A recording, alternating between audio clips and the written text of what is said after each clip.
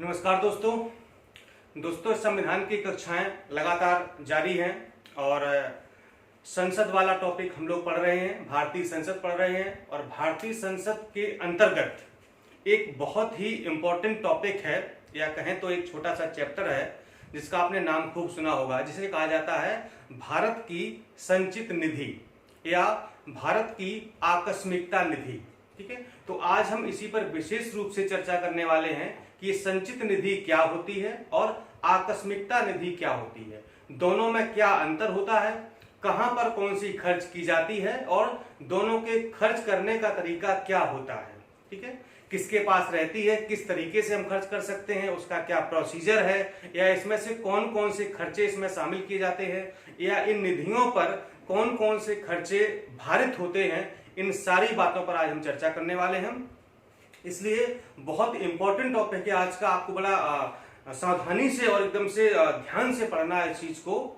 चूंकि आपने पढ़ा तो इससे पहले बहुत होगा, लेकिन हम आपको बिल्कुल बारीकी से बताने वाले हैं कि वास्तव में संचित निधि होती क्या है। ठीक है, चलिए शुरुआत करते हैं। तो देखिए, दो होती, भारत की संचित निधि और एक भारत की आकस्मिकता निधि। ठीक है, संचित निधि को अंग्रेजी में कहते हैं कंसोलिडेटेड फंड ऑफ इंडिया। क्या कहते हैं? Consolidated fund of India. और आकस्मिकता निधि को कहते हैं कॉन्टिंजेंसी फंड ऑफ इंडिया। ठीक है, ये तो दोनों की अंग्रेजी शब्दों का मतलब हो गया। ठीक, अब हम बात करते हैं, सबसे पहले हम बात करेंगे इधर संचित निधि की और इधर हम बात करेंगे आकस्मिकता निधि की। तो जो भारत की संचित निधि है, या कहें तो राज्य की, यहाँ पर भारत और राज्य दोनों की बात हो रही है। ठीक है, चाहे भारत की हो या फिर राज्यों की हो। तो जो संविधान का आर्टिकल 226 यानी कि 266 है, 266, ठीक है, 266 है, उसमें भारत सरकार की और राज्यों की संचित निधि के बारे में जिक्र किया गया। ठीक है, यानी कि भारत की एक संचित निधि होगी और राज्यों की भी अपनी अपनी एक संचित निधि होगी, यानी कि कंसोलिडेटेड फंड होगा। और ये जो संचित निधि है, यानी कि जो संचित निधि है, ये भारत सरकार को प्राप्त सभी राजस्व की एक निधि है। यानी कि कहने का मतलब ये है कि भारत सरकार को पूरे देश से जितने भी प्रकार के राजस्व प्राप्त होते हैं, या कहे तो कर प्राप्त होते हैं, या जो भी प्राप्तियां होती हैं, वो सभी प्राप्तियां भारत की संचित निधि में जमा की जाती है। ठीक है, इसी प्रकार से राज्यों को यानी राज्य सरकार को जो भी राज्यों से कर वगैरह या जो भी प्राप्तियां होती हैं, जो भी राजस्व मिलता है, उन सब को राज्य की संचित निधि में जमा कर दिया जाता है। क्या क्या होता है? देखिए, सरकार को इनकम कहां से हो सकती है? सरकार आयकर लेती है, इनकम टैक्स लेती है ना, निगम कर लेती है, सीमा शुल्क लेती है, उत्पादन शुल्क लेती है, ट्रेजरी बिल्स जारी करके लिया गया ऋण। ठीक है, ट्रेजरी बिल्स जारी करती है। ट्रेजरी बिल्स के बारे में जब हम लोग इकोनॉमिक्स पढ़ेंगे, जहां आरबीआई पढ़ेंगे, तो वहां पर हम इस बारे में विशेष चर्चा करेंगे कि ट्रेजरी बिल्स क्या होते हैं और कैसे जारी किए जाते हैं, किन किन परिस्थितियों में जारी किए जाते हैं। तो जब आपको इकोनॉमिक्स पढ़ाएंगे तब आपको हम बताएंगे। ठीक है, आंतरिक या बाहर ऋण लिया गया है। ठीक है, तो इतने प्रकार से जो भी धन प्राप्त हुआ या जो भी राजस्व प्राप्त हुआ, या अन्य भी किसी प्रकार से किसी प्रकार का कोई राजस्व प्राप्त होता है, किसी प्रकार का हो, ठीक है, वो कहां पर जाएगा? वो भारत की संचित निधि में जमा कर दिया जाएगा। ठीक है, अब वो धन जमा हो गया है। अब इस संचित निधि से धन को निकाला कैसे जाएगा, यानी कि संचित निधि से धनराशि का निकालना या व्यय करना, ये किस तरीके से होता है? मतलब ऐसे धनी मतलब कि विड्रॉल जमा किया बैंक की तरह और पैसा निकाल लिया, ऐसा नहीं होता है। ठीक है, एक तरीका होता है, एक सिस्टमेटिक तरीका होता है, जिसके द्वारा अगर भारत सरकार को कोई व्यय करना है या फिर कोई खर्चा करना है या किसी मदमय राशि को इन्वेस्ट करना है, तो उसके लिए एक प्रक्रिया है। उस प्रक्रिया के माध्यम से ही संचित निधि से धन को निकाला जा सकता है। और वो प्रक्रिया ये है कि संसद द्वारा विनियोग विधेयक पारित करके निकाले जाने का। ठीक है, पारित किए जाने के बाद ही संसद जब विनियोग विधेयक को पारित कर देगी, तभी जाकर के संचित निधि से धन को निकाला जा सकता है। अब ये विनियोग विधेयक क्या होता है? तो विनियोग विधेयक की जो चर्चा है वो संविधान के अनुच्छेद 114 में की गई है। और ये विनियोग विधेयक एक प्रकार से कहें तो धन विधेयक जैसा ही होता है। जैसे हमने आपसे पीछे धन विधेयक बताया था, तो कुछ ये उसी प्रकार का होता है, धन विधेयक के जैसा ही होता है विनियोग विधेयक भी। और विनियोग विधेयक संचित निधि से धन निकालने के लिए संसद द्वारा पारित किया जाता है। जब ये विधेयक पारित हो जाता है, इसी के बाद तब जाकर के संचित निधि से किसी प्रकार का कोई धन निकाला जा सकता है। इससे पहले हम धन नहीं निकाल सकते, कोई भी नहीं निकाल सकता है, ठीक है।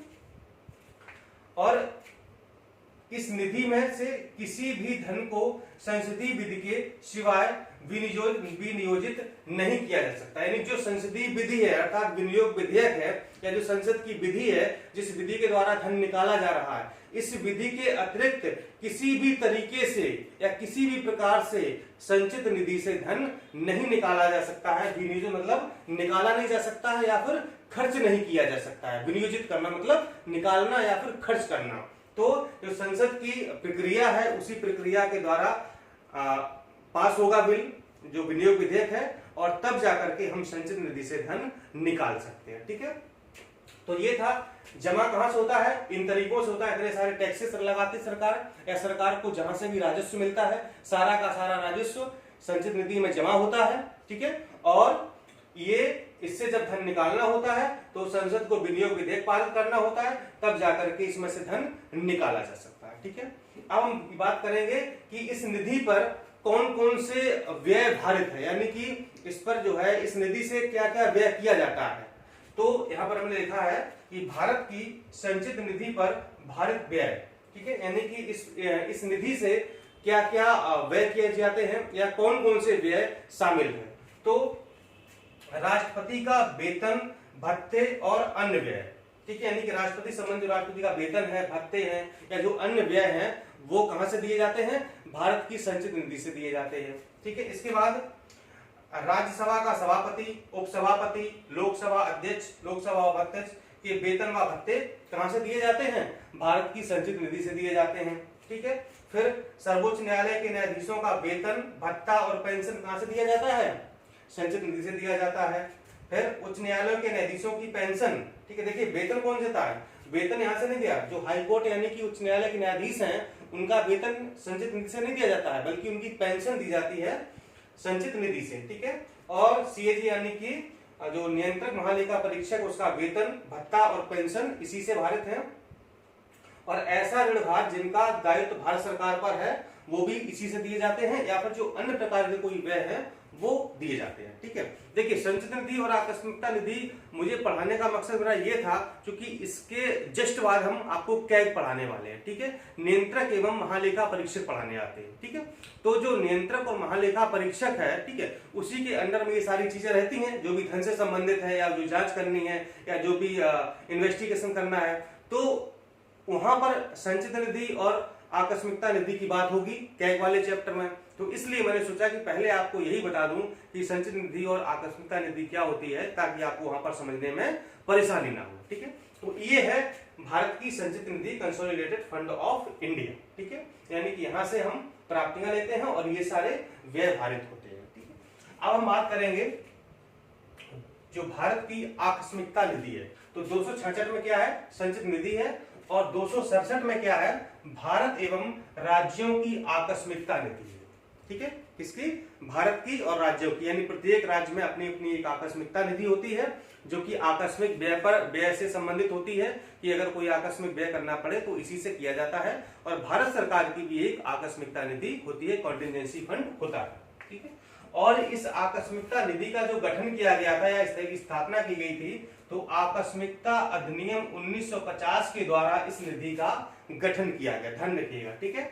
आकस्मिकता अधिनियम 1950 द्वारा इसका गठन किया गया था। और ये जो निधि है ये राष्ट्रपति के अधिकार में रहती है, यानी कि इस पर अधिकार किसका होता है, राष्ट्रपति का, यानी जो भारत की आकस्मिकता निधि है उस पर राष्ट्रपति का अधिकार होता है, जबकि जो राज्य की आकस्मिकता निधि है उस पर राज्य के राज्यपाल का अधिकार होता है, ठीक, ध्यान रखिएगा।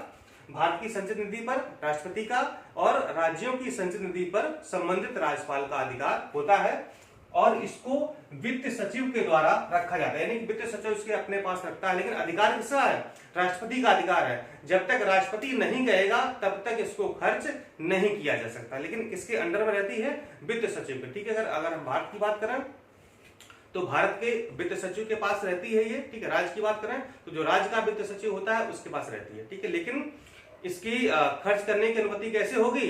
राष्ट्रपति या राज्यपाल जब तक अनुमति नहीं देगा तब तक इस निधि को खर्च नहीं किया जा सकता है, ठीक है। और राष्ट्रपति किसी अप्रत्याशित व्यय के लिए इसे अग्रिम दे सकता है, ठीक है। और संसद द्वारा बाद में प्राधिकृत करवाया जा सकता है। यहां पर दोनों में अंतर है। अगर हमको संचित निधि खर्च करनी हो तो कैसे होगी? जब तक संसद विनियोग विधेयक को पारित नहीं कर देगी तब तक हम उसमें से आप व्यय नहीं कर सकते हैं, पैसा नहीं निकाल सकते हैं। लेकिन यहां पर क्या है?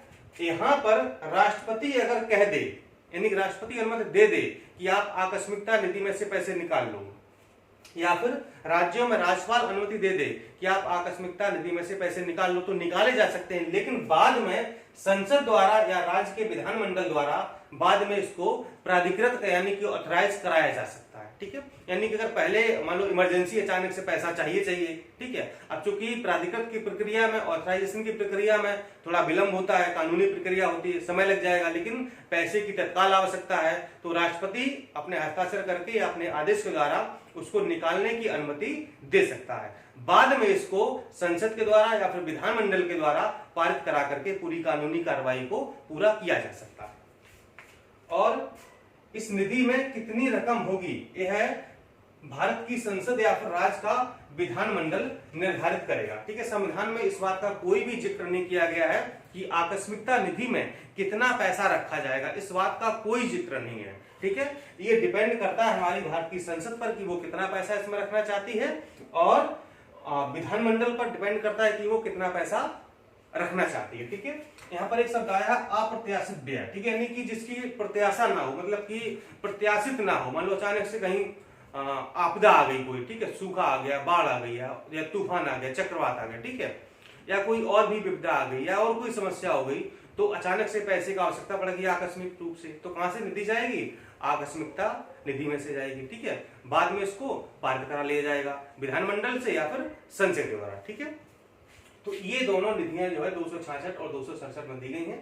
यहां से प्रश्न कभी कभी परीक्षा में पूछ दिया जाता है, ठीक, इसलिए इसको याद रखिएगा कि आकस्मिकता निधि अलग है और संचित निधि अलग होती है। दोनों का तरीका क्या है ये आपने पढ़ लिया है, ठीक है। अब इसके बाद हम आपको बताएंगे कि कैग क्या होता है, यानी कि भारत का नियंत्रक एवं महालेखा परीक्षक क्या होता है। तो अब आपको पढ़ने में बहुत ही आसानी होगी, इसलिए हमने आपको ये पहले बता दिया। मिलता हूं कैग के साथ अगले वीडियो में। नमस्कार।